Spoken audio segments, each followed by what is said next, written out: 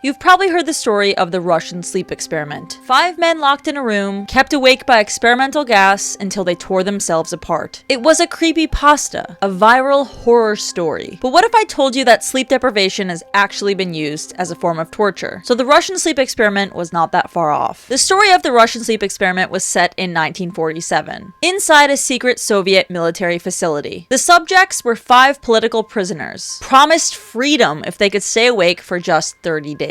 So, scientists exposed them to an experimental stimulant gas, intended to prevent sleep, of course. At first, they just talked, sharing trauma, war stories, even confessions. But by day 5, things turned dark. They became paranoid, they refused food, they were whispering to themselves. By day 9, one prisoner screamed until he shredded his vocal cords. Then, silence. No sound, just the sound of gas hissing. On day 14, the researchers went inside because they didn't hear anything for so long. And what they found was inhuman. The prisoners had torn off their own flesh. Their organs were laying on the floor, still functioning. And when asked why they mutilated themselves, they responded with, "We no longer want to be freed." The gas had become some sort of addiction. They fought like animals. One even killed a soldier. Another ripped off a man's genitals. One subject kept moving even after a lethal dose of morphine. During a surgery to put one prisoner's organs back inside of his body, he handed a note to the doctor, and the note said,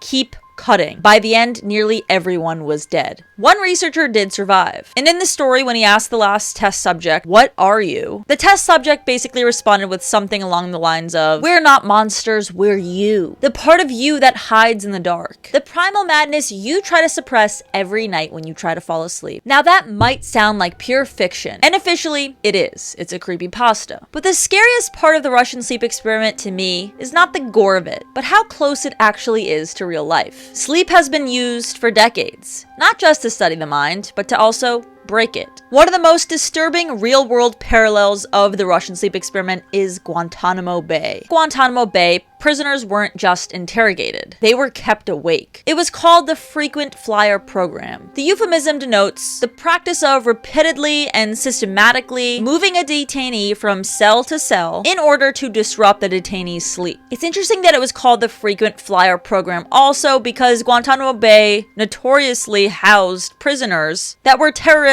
responsible for 9/11 in some way, which planes, flying, frequent flyer program. Every 15 minutes, guards would jolt the prisoners awake. They would move them to new cells. The interrogation methods ranged from slaps to the face, to forced standing positions, to waterboarding, to other forms of sleep deprivation and sleep interruption. Like they would blast them with bright lights, make the air freezing cold, and blast heavy metal music. And this didn't just happen for hours, it would go on for days, sometimes weeks. Official documents said that the goal of this was to cause maximum disorientation without leaving physical marks. One prisoner described it as losing track of time, of self, of reality. Another prisoner said, "You start seeing things that aren't there, and then you believe them." So this sleep deprivation technique was used to soften up prisoners before interrogating them. And Guantanamo guards were ordered to discontinue the use of this technique in 2004, though they didn't really discontinue it for about a year after. But then in August 2008, a testimony at Jawad's Guantanamo Military Commission trial,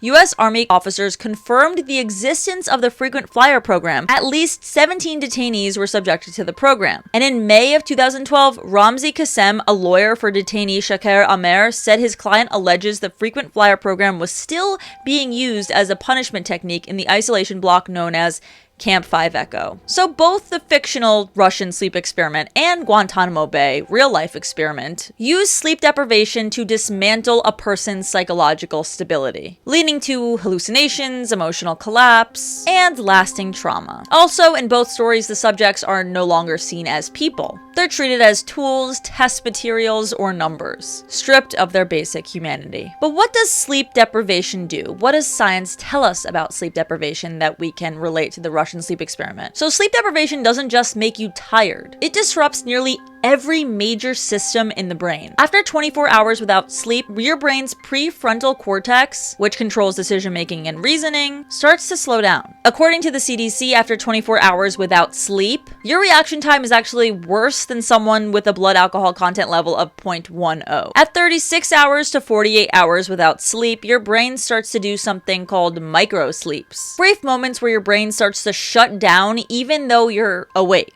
Or you think you are. And at 72 hours, things get more serious. Studies show increased dopamine spikes and decreased frontal lobe activity, which can lead to hallucinations, paranoia, and mood instability. And sleep also regulates the amygdala, the part of your brain that's tied to emotion and fear. And without it, your emotional responses become unpredictable and extreme. And even longer-term deprivation of sleep, people have reported memory loss, disassociation, even temporary psychosis. The longest documented case of sleep deprivation was actually a high school student, which, like, did his parents know about this?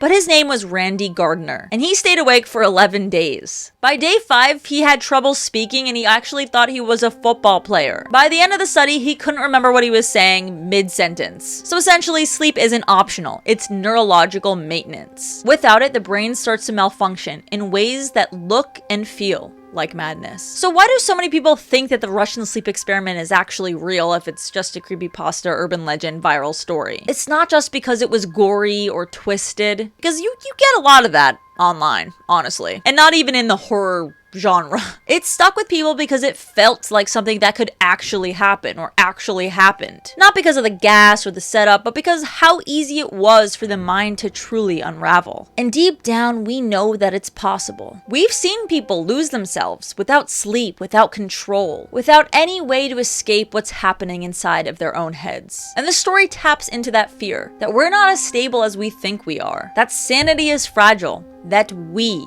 are fragile. And when you realize that governments have actually done things just as disturbing, and by governments I mean the USA, the land of the free, the home of the brave, and literally less than 20 years ago, that fear stops feeling fictional. So here's a closing thought. The Russian sleep experiment might be fictional, but what sleep deprivation does to the mind, that's real. No violence, no monsters, no gas, just no sleep. And that's all it takes for hallucinations, for paranoia, and you don't break all at once. You just fade. And the scariest part is you don't need a secret lab. We've already seen it happen at Guantanamo. Sleep was used as a weapon, not to study people, but to break them. So the Russian sleep experiment never happened. But the damage, the method, the intent, that part was real. Not in a story, in our world. Thank you so much for watching Cauldron Convos. Make sure to subscribe, comment down below what you think of the Russian sleep experiment or Guantanamo Bay, and make sure to like the video if you like this and want some more paranormal, spooky vibes. Peace out, everybody. Have a good night. Make sure you get your 8 hours of sleep in, and drink water too while you're at it.